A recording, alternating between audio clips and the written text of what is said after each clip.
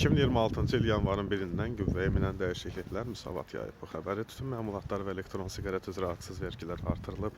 İdxal olunan köhnə mini avtomobillər üçün yeni aksiz dərəcəsi tətbiq olunacaq.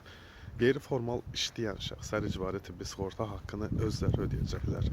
Ayda 16 manat. Azərbaycana gətirilən bir ədəddən artıq mobil telefonların qeydiyyatı üçün 100 manat rüsum tutulacaq. Evlərini kirayə verənlər üçün vergi dərəcəsi 14%-dən 10%-ə endirilib. Hər ay elektrik enerjisi və təbii qaz üzrə 1 manat sabit tarif tutulacaq.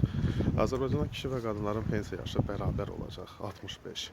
Hibrid və elektromobillərin idxalı və satışında əlavə dəyər vergisi güzəştli müddəti başa çatıb, media subyektləri vergilərdən azaddır. Yaşayış minimumu və ehtiyac meyarı 300 manat müəyyənləşib.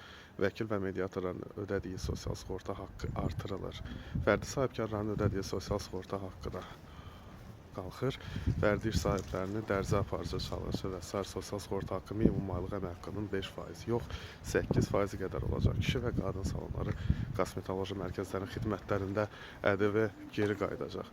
Alkoqollu və enerjisiz içkilərin aksiz dərəcəsi də artırılır.